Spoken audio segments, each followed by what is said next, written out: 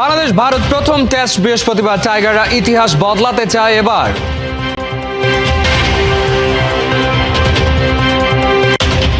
বাংলাদেশ দলকে সম্মান করছে ইন্ডিয়া। গৌতম গম্ভীর শান্তদের খাটো করে দেখতে চাইছেন না।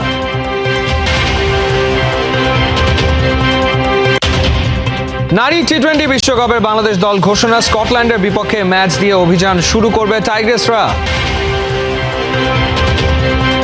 চলছে টি-20 দলের অনুশীলন। ভারতের বিপক্ষে সিরিজ সামনে রেখে ম্যাচ সিনারিওতে খেলছেন হৃদয় মাহমুদুল্লাহ তামিমরা। বাছাই নিয়ে বাংলাদেশের বিপক্ষে ব্যাট করছে স্বাগতিক ভারত। হাসান মাহমুদের বোলিং ঝড়ে প্রথম সেশনে 3 উইকেট হারিয়েছে স্বাগতিকরা। এই মুহূর্তে এম এ চিদম্বরম স্টেডিয়ামে আছেন রিপোর্টার মাহবুব রিমন। সবশেষ ফিল্ডিং করার সিদ্ধান্ত নিয়েছিলেন, কারণটা ছিল চেন্নাইয়ের আকাশ। গেল কয়েকদিন ধরে অর্থাৎ বাংলাদেশ দল এখানে আসার পর 15 তারিখ বাংলাদেশ এখানে এসেছে। আসার পর থেকে কিন্তু চেন্নাই কিন্তু তীব্র তাপপ্রবাহ ছিল এবং গতকাল আমরা যখন ম্যাচ প্রিভিউ করছিলাম তখনও কিন্তু আমরা সেই আবহাওয়ার খবরটা বলছিলাম। তবে আজকে চেন্নাইয়ের আবহাওয়া কিন্তু একেবারে ভিন্ন। সকাল থেকে আকাশে মেঘ রয়েছে, যদিও বৃষ্টি হয়নি।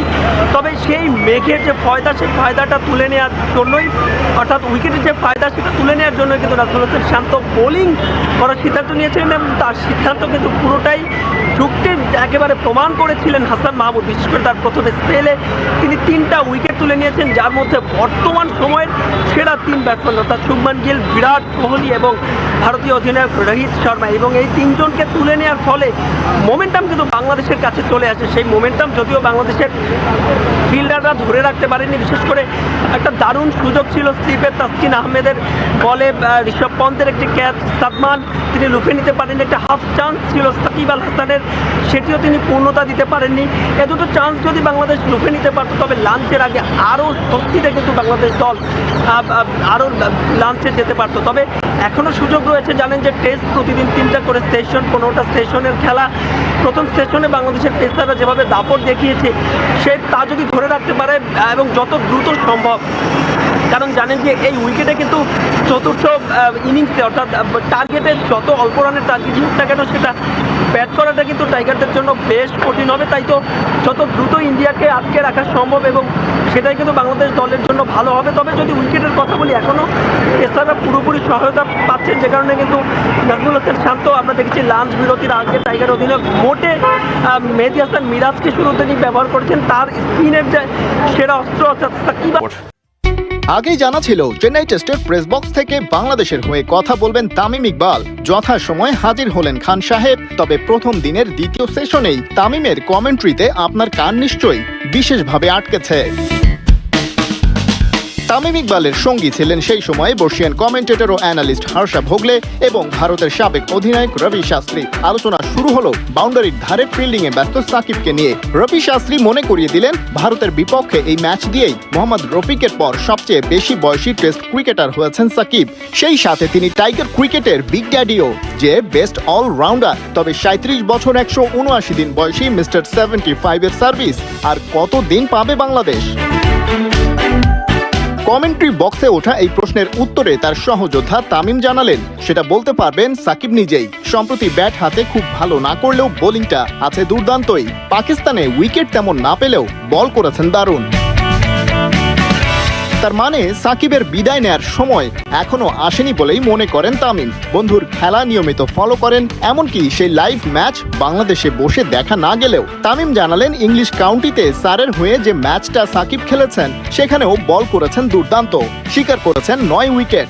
যে ভিডিওগুলো অ্যাভেলেবেল ছিল সেগুলোতে সাকিবের বোলিং দেখে দারুণ একটা ব্যাপার চোখে পড়েছে টাইগার ওপেনারের। তিনি বলেন সাকিব বলের গতি বাড়িয়েছেন, যেটা হতে পারে তার ক্যারিয়ারের জন্য বেশ গুরুত্বপূর্ণ। অন্তত তামিমের তাই অভিমত। বাংলাদেশের ক্রিকেটের পোস্টার বয় সাকিব। তার ক্যারিশমাতে দারুণ সব স্মৃতি পেয়েছে বাংলাদেশের ক্রিকেট। দেশের গণ্ডি পেরিয়ে হয়েছেন গ্লোবাল সুপারস্টার। ক্যারিয়ারের এই অন্তিম লগ্নেও সেরা পারফরমেন্সটাই দিয়ে চলেছেন। তার মেজাজ মর্জি যারা জানেন হয়তো বুঝবেন ক্রিকেটকে হঠাৎ একদিন বিদায় জানিয়ে দেবেন সবার সেরা থাকা অবস্থাতেই। ভিন্ন আঙ্গিকে টি-20 বিশ্বকাপের দল ঘোষণা করল বাংলাদেশ ক্রিকেট বোর্ড। প্রবাসীদের সম্মান জানিয়ে তাদের মাধ্যমে 15 সদস্যের স্কোয়াড ঘোষণা করা হয়। দলে একমাত্র নতুন মুখ তাজ নেহার আর অভিষেকের অপেক্ষায় আছেন দিশা বিশ্বাস। যথারীতি দলের নেতৃত্বে থাকবেন নিগার সুলতানা জ্যোতি। নারী দলের নির্বাচক সাজ্জাদ আহমেদ শিপন বলেন, সাম্প্রতিক পারফরমেন্স বিবেচনায় বিশ্বকাপ দলে সুযোগ হয়নি সাবেক অধিনায়ক রুমানা আহমেদের। সুবর্ণা শারমিন আছে কানাডাতে। বাংলাদেশ উইমেন্স টিমের অধিনায়ক হিসেবে আছেন নিগার সুলতানা জ্যোতি। দেশের অর্থনীতির বড় শক্তি প্রবাসী বাংলাদেশিরা। তাদের পাঠানো রেমিটেন্স সচল রাখে অর্থনীতির চাকা, সমৃদ্ধ করে বৈদেশিক মুদ্রার রিজার্ভ। দেশের অর্থনীতির মতো ক্রিকেটেরও প্রাণ প্রবাসীরা। দেশের বাইরে যখন ক্রিকেটাররা খেলতে যান তখন মাঠে গিয়ে অকুণ্ঠ সমর্থন দেন প্রবাসী বাংলাদেশিরা। তাই তাদের প্রতি সম্মান জানাতে বাংলাদেশ ক্রিকেট বোর্ডের অভিনব আয়োজন। আসন্ন নারী টি-20 বিশ্বকাপের দল ঘোষণা করলেন প্রবাসীরা। বিশ্বের বিভিন্ন প্রান্ত থেকে 15 ক্রিকেটারের নাম জানান রেমিটেন্স যোদ্ধারা। তারুণ্য নির্ভর দলে আছে বেশ কিছু পরিবর্তন। একেবারে নতুন মুখ তাজ নেহার। অভিষেকের অপেক্ষায় দিশা বিশ্বাসের সঙ্গে বিশ্বকাপ স্কোয়াডে ফিরেছেন সুবহানা মুস্তারি, ফাহিমা খাতুন ও সাথী রানী। টি-20 বিশ্বকাপ টিকিট পাননি রুমানা, রুবাইয়া, ইসমা, সাবিকুন ও শরীফা। সাম্প্রতিক পারফরমেন্স বিবেচনায় অভিজ্ঞ রুমানা আহমেদকে বাইরে রেখেছে নির্বাচক প্যানেল। রুমানা চেন্নাইয়ের মাঠ সাকিবের চেনা, খেলেছেন আইপিএলে। এই সিরিজের প্রস্তুতিটাও তার ভালো, কেননা মাত্র কাউন্টি খেলে এসেছেন। মঙ্গলবার রাতে দলের সাথে যোগ দিয়ে বুধবার অনুশীলন করেছেন। ব্যাটিং ফর্ম নিয়ে চিন্তায় দীর্ঘ সময় নেটে ব্যাট করেছেন। চেন্নাই থেকে আশিক রুদ্রের রিপোর্ট। সোয়েটার গায়ে আভিজাত্যের খোলসে কাউন্টি মাতিয়েছেন সাকিব আল হাসান। টনটনের শীতল আবহ থেকে চেন্নাইয়ের 35 ডিগ্রির কঠিন কন্ডিশন, একেবারে বিপরীত অবস্থায় এসেও নিবেদনে এতটুকু কমতি নেই বাংলার নবাবের। বল হাতে প্রস্তুতিটা দুর্দান্ত হলেও ব্যাট হাতে নিজেকে হারিয়ে খুঁজছেন। তাই তো তপ্ত দুপুরে প্রায় 2 ঘন্টা নেটে ব্যাটিং করেছেন। বিসিবি যেখানে সাকিবের ব্যাটিং ফর্ম নিয়ে দুশ্চিন্তায়, সেখানে ক্যাপ্টেনের সমর্থন ঠিকই পাচ্ছেন সুপার সাকিব। সাকিব ভাই এসেছেন, দলের সাথে যোগদান করেছেন এবং প্রিপারেশন তো অবশ্যই, উনি একটা ম্যাচ খেলে আসলেন কাউন্টিতে, অবশ্যই প্রিপারেশন ভালোই। ভারতের বিপক্ষে টেস্ট রেকর্ড খুব একটা আহামরি নয় সাকিবের। 8 টেস্ট খেলেছেন, রান 376, কোনো সেঞ্চুরি নেই। বল হাতে নিয়েছেন 21 উইকেট, ইনিংসে 5 উইকেট একবারই। তবে সাকিব আল হাসান বলেই আস্থা রাখতেই হবে। ক্যারিয়ার জুড়ে বহুবার কামব্যাকের গল্প লিখেছেন 22 গজে। চেন্নাইয়ের উইকেটও তার বড্ড চেনা। কে জানে, হয়তো এ মাঠেই সাকিবকে দেখা যাবে মিস্টার অলরাউন্ডার রূপে।